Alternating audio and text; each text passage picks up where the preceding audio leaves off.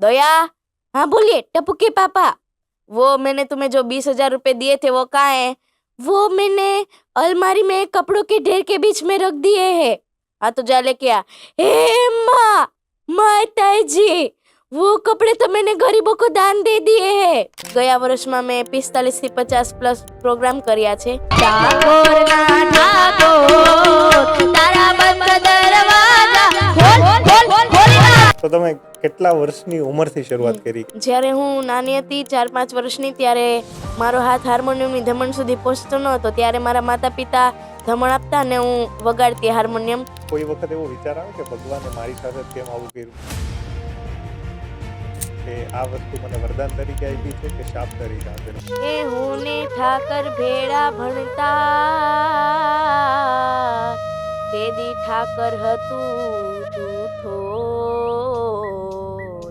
પછી લખી દે તો હું તમારી નોટ, પછી લખી દે તો હું તમારી નોટ, એ હું સુદામો ને તું શામળા. પોતાની દિવ્યાંગતાને અભિશાપ નહીં વરદાન માની પોતાના કંઠે સરસ્વતી લઈ અને હાર્મોનિયમ પણ સાથે વગાડી એવા વૃષ્ટિબેન વેકરિયા સાથે આજે આપણે સંવાદ કરીશું. હું ઋત્વિક કડકિયા માયપોડ સ્ટુડિયોમાં આપનું હાર્દિક સ્વાગત કરું છું. વૃષ્ટિબેન, માયપોડ સ્ટુડિયોમાં આપનું હાર્દિક સ્વાગત છે. આજના જે પોડકાસ્ટની આપણે શરૂઆત કરીએ એ પહેલા ખાલી એક વાત જણાવવા માંગુ છું કે આપણે માયપોડ સ્ટુડિયોની અંદર અત્યારે જેટલા પણ પોડકાસ્ટ થયા એની અંદર પહેલી વાર તમે એઝ અ લક્ષ્મી તરીકે અમારા સ્ટુડિયોની અંદર પધાર્યા છો. પહેલાં કોઈ હાલની અંદર કોઈ આપણે જે શક્તિ કહેવાય એમનું કોઈ પોડકાસ્ટ થયું નથી, તમે પહેલાં છો. અને નવીન વાત એ છે કે લક્ષ્મીની સાથે તમે તમારા કંઠે સરસ્વતી પણ લઈને આવ્યા છો. તો આ પોડકાસ્ટની અંદર જાણીએ, તમારી વિશે ઘણા બધા લોકો સોશિયલ મીડિયા દ્વારા જાણે છે, પણ હજી આપણે બીજી કોઈ એવી વાતો છે કે જેને આપણે આજના પોડકાસ્ટની અંદર વધારે સારી રીતે બહાર લાવી શકીએ. તો શરૂઆત કરીએ તમારા અર્લી લાઈફથી, કે તમારું બોર્ન બોટમ એટલે કે તમારો જન્મ ક્યાં છે અને કેવી રીતે તમે અત્યારે હાલમાં અભ્યાસ કરો છો અને શું કરો છો? મારો જન્મ જુનાગઢ જિલ્લામાં થયો હતો. મારું ગામ જુનાગઢ જિલ્લામાં ચોરવાડી ગામ છે અને હાલમાં હું ધોરણ 9માં અભ્યાસ કરું છું. મારી સ્કૂલનું નામ અંધજન શાળા છે. તો તમારા સોશિયલ મીડિયાની અંદર ઘણા બધા વિડીયો અમે જોયેલા છે જેની અંદર તમે સંગીત પણ ગાઓ છો અને સાથે તમે વગાડો છો પણ. તો એ બધી વસ્તુ શરૂઆત કઈ રીતે થઈ કે તમારું ગીત ગાવાની સફર છે એની શરૂઆત તમને ક્યાંથી ઇન્સ્પિરેશન મળી?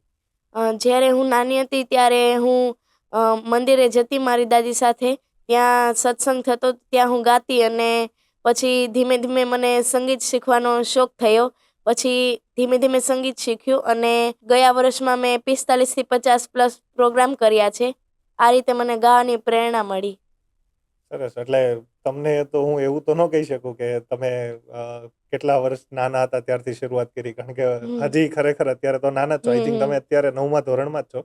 તો તમે કેટલા વર્ષની ઉંમરથી શરૂઆત કરી? કે મેં 4-5 વર્ષની ઉંમરથી શરૂઆત કરી શીખવાની. 4 થી 5 વર્ષની ઉંમરથી શરૂઆત. તો અત્યારે હાલમાં અત્યારે તમારી ઉંમર 15 વર્ષ. ઓકે, ઓલમોસ્ટ 10 વર્ષથી તો તમે આ વસ્તુ પ્રેક્ટિસ કરો છો. તો ગાવાની વસ્તુ તો ચાલો, એક તમારી પાસે ભગવાને એક શક્તિ છે એ તમને ઓછી આપી છે, પણ એની સામે તમને ઘણી બધી બીજી શક્તિઓ વધારે આપી છે. તો પહેલા તો એ વસ્તુ જાણીએ કે ગાવું તો કદાચ ચાલો કે આપણે એનો પ્રેક્ટિસ કરીએ તો એ વસ્તુ આવી જાય, પણ હાર્મોનિયમ વગાડવું એની કરતાં પણ વધારે અઘરું છે, કારણ કે એ વસ્તુ તમારે ફિઝિકલ તમારે ટચ કરવાની છે અને એ જ વસ્તુની સાથે તમારે પ્લે પણ કરવાનું છે. તો હાર્મોનિયમ કઈ રીતે શીખા, તમારી શરૂઆત કઈ રીતે થઈ? જ્યારે હું નાની હતી 4-5 વર્ષની ત્યારે મારો હાથ હાર્મોનિયમની ધમણ સુધી પહોંચતો ન હતો. ત્યારે મારા માતા પિતા ધમણ આપતા ને હું વગાડતી હાર્મોનિયમ. પછી મેં ક્લાસ જોઈન કર્યા યોગી ચોક બાપા સીતારામ ચોકે અને હમણાં 2-3 વર્ષમાં મને હાર્મોનિયમ ફાવી ગયું. સરસ. એટલે પહેલેથી તમને આમ ગણીએ કે તમે કીધું કે તમારા દાદી સાથે તમે સત્સંગમાં એમાં જતા, તો ત્યાંથી ઇન્સ્પિરેશન મળી, પણ એ વસ્તુને તમારે આગળ લઈને તમારું જે સપનું છે તો એ વસ્તુ લઈને આગળ જવું એ પણ થોડું કઠણ છે, કારણ કે આની માટે તમારા માતા પિતાનો સપોર્ટ જોઈએ કે અથવા ઘરની અંદર તમારા બીજા કોઈ એવો વ્યક્તિનો સપોર્ટ કે જેને આજે તમારું સપનું છે એને સાકાર કરવામાં મદદ કરી હોય, એવું કોણ વ્યક્તિ છે? ઘરમાં તો મને એમ તો ફૂલ ફેમિલી સપોર્ટ કરે છે અને મારા માતા પિતા પણ મને ખૂબ જ સપોર્ટ કરે છે ગાવામાં અને મારું સપનું જે પૂરું કરવામાં. એટલે તમને ગાવું છે એ હમ. કેટલા અંશે વધારે પસંદ છે? ખૂબ જ પસંદ છે, એટલે આમ કહી ન શકાય કે કેટલું પસંદ, ખૂબ જ પસંદ છે ગાવું. તમારી પાસે અત્યારે આમ ગણીએ તો કલેક્શન હમ. ટોટલ કેટલા ગીતોનું હશે? 100+ ગીત, ભજન, સંતવાણી, ગરબા, ડાયરા 100+ ગીત છે. એમાંથી તમારું મનપસંદ ફેવરિટ કયું એવું કોઈ ગીત છે કે જે તમને અચાનક અત્યારે જ કીધું હોય ને તમે ગાઈ શકો? એમ તો મને બધા ગીત ગમે છે, પણ એક ગીત ફેવરિટ છે, મારા બાળા તે પડના બેલી રે. જો તમને કઈ પ્રશ્ન ના હોય તો સંભળાવશો કે? હા હા. એ હું ને ઠાકર ભેળા ભણતા, તે દી ઠાકર હતું તું ઠોઠ, પછી લખી દે તો હું તમારી નોટ,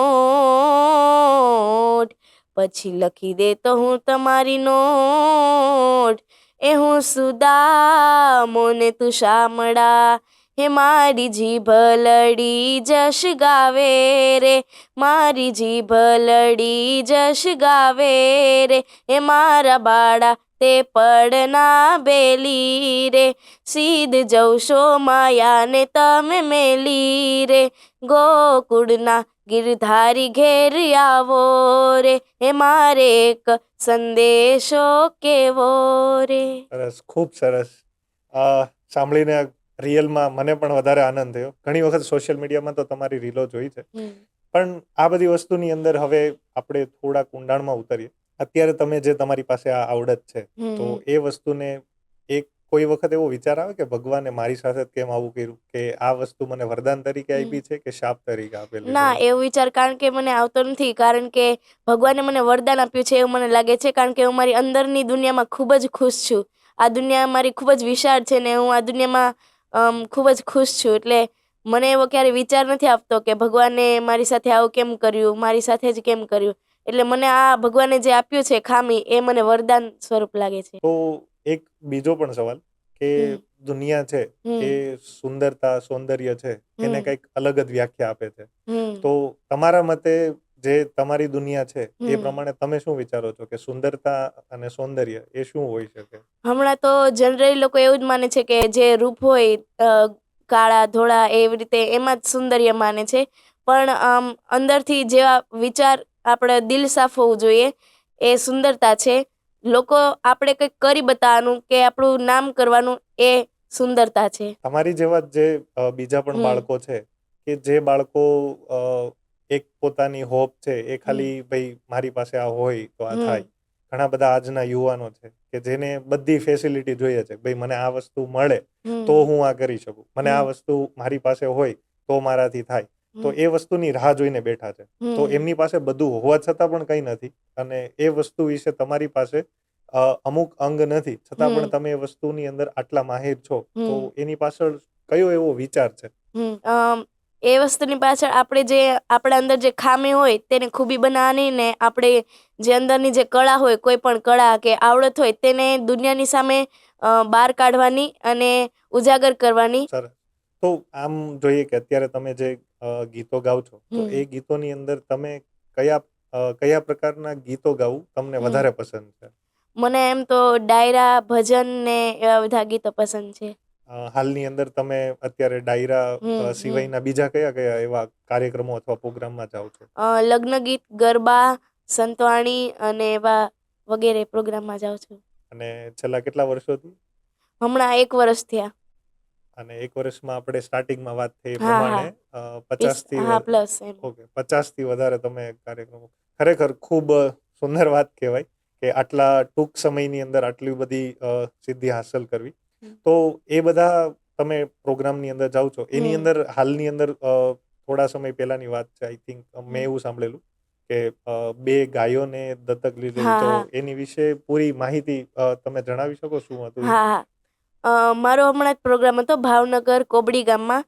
ત્યાં ડાયરો હતો. ત્યાં જે બાપુ છે તે 1400 ત્યાં ગૌશાળામાં બળદ છે, 60 અંધ ગાયો છે અને 250 અપંગ ગાયો છે.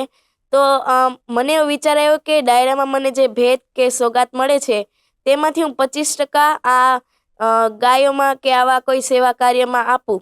તો મને વિચાર આવ્યો કે મેં 2 અંધ ગાય દત્તક લીધી છે. તો અને એમાંથી જે આવે ડાયરામાંથી જે ભેટ સોગાદ તેમાં એનું જે નિર્ણય હોય, મેડિકલ ખર્ચ હોય તે આજીવન આપવાનું મેં નક્કી કર્યું. સરસ, ખૂબ સરસ વાત છે. જેમની પાસે બધું છે છતાં પણ એ લોકો આપી શકતા નથી. પણ કહેવાય છે ને કે તમારી પાસે દાન કરવાની અથવા તો એવી તમારી પાસે અંદરથી ઈચ્છા હોવી જોઈએ. હમ. બાકી રસ્તાઓ બધા ભગવાન ઓટોમેટિક કરતા હોય છે. હમ. તો આમ જોઈએ કે આ સમાજની અંદર તમે જે રહ્યો છો કે હમ. જનરલી લોકો કેવું છે કે હમણાં તમે વાત કરી એ પ્રમાણે હમ. કે ભાઈ જે ધોળા છે તો હા. એ લોકો રૂપાળા કહેવાય, એનું સૌંદર્ય કહેવાય. જે લોકો હમ. કાળા છે એ કદરૂપા છે. હમ. તો એ જ વસ્તુને સાથે લઈને એમ ચાલે છે કે જેની પાસે ભગવાને કોઈ અંગ નથી આપ્યું તો એ લોકો આપણાથી લાચાર છે કે એ હમ. વસ્તુ ટૂંકમાં ઇક્વાલિટી નથી માનતા. હમ. તો એની સામે તમે મજબૂત કઈ રીતે રહી શકો? અ, જે અ, મારી જે ખામી છે ને ખૂબી બનાવીને લોકોને, હમણાં જનરલ લોકો તો એવું આમ જે વિકલાંગ હોય, દિવ્યાંગ હોય એને અલગ કેટેગરીમાં ગણે છે. પણ બધા લોકો તો સમાન જ હોય અને જેનામાં જે આવડત હોય તેને કલાને ઉજાગર કરવાની, બહાર લાવવાની, એવી રીતે. જેમ કહેવત છે કે મને મારા કાર્યથી ઓળખો, મને મારી પરિસ્થિતિથી નહીં. એટલે હમ. ભગવાને જે આપ્યું છે એ તમે એનાથી ખુશ છો ખરા? હા, હા, હું ખૂબ જ ખુશ છું.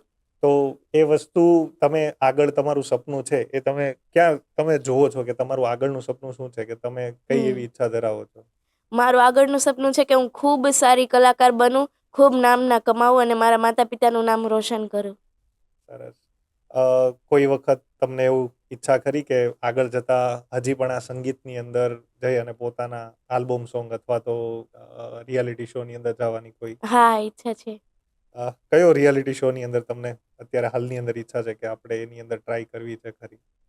સારેગમપા. અત્યારનો જે દુનિયા છે એ હમ. જે યુથ છે એ જનરલી બધા સોશિયલ મીડિયાની અંદર ઘણો બધો સમય બગાડતા હોય છે હમ. કે જે પોતાની આવડત અને ટેલેન્ટના કારણે કંઈક ના કંઈક પાછળ પડે છે. હમ. તો એ યુવાનો છે અથવા એ જે જનરેશન છે એને તમે અત્યારે હાલમાં શું મેસેજ આપવા માંગો છો? આપણે હમણાં જે સોશિયલ મીડિયામાં હમણાં યુવાનો ખૂબ જ ચલાવી રહ્યા છે અને તેમાંથી જોવા જઈએ તો સારું પણ છે અને ખરાબ પણ છે. આપણે એમાંથી સારી વસ્તુ લેવાની ને આપણી જે કલા છે એને બહાર લાવવાની. તો અત્યારે તમારો એક વિડીયો જોયેલો હમ. કે જેની અંદર અ, તમે પણ ફોન યુઝ કરો હા, છો. હા. તો how it can be possible hmm. કે એ કઈ રીતે શક્ય બની શકે? ફોનમાં એક આવે ટોકબેક કરીને, તે આવે છે. તે આપણે જે ટચ કરીએ ફોનમાં તેમાં બોલે કે આ વસ્તુ છે, આ કોન્ટેક્ટ છે, આ ફોન છે. એવી રીતે આમાં ટચ કરીને એમાં બોલે એ રીતે ફોન આમ ચલાવવું. તો એની અંદર હાલમાં તમે કઈ કઈ એપ્લિકેશન જનરલી યુઝ કરી શકો છો? બધી જ એપ્લિકેશન યુઝ કરી શકું, કોઈ પણ એપ્લિકેશન એઝ અ હોય. જેમ કે ફોન કરવા માટે તો હા, ફોન માટે તો આપણે ફોનમાં પોસિબિલિટી છે. હા, હા. વોટ્સઅપ કે એ બધી વોટ્સએપ, વસ્તુ છે. ફેસબુક, યુટ્યુબ, ઇન્સ્ટાગ્રામ બધું. સરસ. અત્યારે તો તમારું જે સોશિયલ મીડિયા પ્લેટફોર્મ છે એની અંદર ઘણું બધું સારું પરફોર્મન્સ છે. ફેસબુકની અંદર તો હમ. તમારા ફોટોઝ અથવા વિડીયોઝની અંદર ઘણી બધી લાઈકો તો હા, અમે જોઈએ હા. જ છે. તો આ વસ્તુની અંદર તમે આંખોથી વિશ્વને નથી જોઈ શકતા. પણ હમ. તમારા મતે તમારી અંદરની જે દુનિયા છે હમ. તો એ નજરથી તમે દુનિયાને કઈ રીતે જોવો છો? હું મારી અંદરની જે દુનિયા છે તેને અનુભવ કરું છું, ફીલ કરીને એ દુનિયાને જોઉં છું. તો અત્યારે ઘણા બધા સમાજની અંદર જે દિવ્યાંગ બાળકો છે કે હમ. જેની માટે તમે એક ઇન્સ્પિરેશન છો. તો હમ. એ બધા બાળકો માટે તમને કોઈ ઈચ્છા ખરી કે એમની માટે શું કરી શકાય? હમ. હમણાં એક ટ્રસ્ટ ચાલે છે, ડિસેબલ વેલફેર ચેરિટેબલ ટ્રસ્ટ, જેના પ્રમુખ છે કૌશિકભાઈ અકબરી. તેઓ ગવર્મેન્ટ શિક્ષક છે અને તેઓ ટ્રસ્ટના પ્રમુખ છે. અને હમણાં જ ટૂંક સમયમાં એક પ્રોગ્રામ થવાનો છે, તેમાં ટોટલ દિવ્યાંગ કલાકાર હશે સ્ટેજ ઉપર અને તેમને એક પ્લેટફોર્મ મળે તે હેતુથી એ પ્રોગ્રામ કરવામાં આવેલ છે. સરસ. એટલે જે પણ દિવ્યાંગ બાળકો છે એ હમ. બધા બાળકોને એક વધારે ઇન્સ્પિરેશન પણ મળે હમ. હમ. અને એમને સહાય પણ. પણ ખરેખર આ સહારનીય વિચાર છે કે હમ. આમ જનરલી આપણે બધા જોતા જ હોય કે ભાઈ જે બધા નોર્મલ લોકો છે એ બધાનો તો ફંક્શન થતા હોય, પ્રોગ્રામ થતા હોય. તો હમ. આ જ વસ્તુને વધારે ખરેખર એમનું કાર્યને આપણે સહારીએ. હમ. તો અત્યારે તમારી પાસે આટલી આવડત છે, હમ એની સિવાય તમને જે નવું શીખવા માટે તમે કોઈ પ્રેરણા કે તમે હમ કઈ એવી ઈચ્છા છે કે હજી નવી વસ્તુ આવી શીખવાની ઈચ્છા ખરી, કે હાલમાં અત્યારે હમણાં હમ સંગીત ઉપર અને હમ હાર્મોનિયમ હમ ઉપર જ ફોકસ કરો છો? ના, હાલમાં અત્યારે સંગીત અને હાર્મોનિયમ પર અને ફોકસ કરું છું. હમણાં મેં 9મા ધોરણની એક્ઝામ કોમ્પ્યુટર પર આપી હતી. તેમાં મારા ખૂબ જ સારા માર્ક્સ આવ્યા. તો અત્યારે તમે સુરતની અંદર ઘણા હમ બધા લોકો મુલાકાત તમારી સાથે હા થઈ હા હશે, તો એમાંથી કોઈ એવા તમે અમુક નામ આપી શકો કે હમ જે જેની સાથે તમારી પ્રેરણાદાયી એવી કોઈ મુલાકાત થઈ હોય? હમણાં મહેશભાઈ સવાણી મારી ઘરે આવ્યા હતા. એવા કેટલા સમાજ શ્રેષ્ઠીઓ છે, નામી અનામી બધા આવ્યા હતા અને તેમની સાથે મુલાકાત થઈ અને મને ખૂબ જ સારું લાગ્યું મળીને. તેમણે પણ મને આશીર્વાદ આપ્યા. સરસ. એટલે અત્યારે હાલની અંદર સુરતની અંદર તો તમારું જેવડું હમ નામ છે, એવી જ રીતે અમે પણ પ્રાર્થના કરીએ કે ઓલ ઓવર ઇન્ડિયાની અંદર હમ અને આમ ગણીએ તો વિશ્વભરની અંદર કાંઈ નામ થાય હમ અને વધારે જે લોકો છે એને વધારે ઇન્સ્પિરેશન મળે, હમ એવી ભગવાનને ચોક્કસ પ્રાર્થના કરીએ.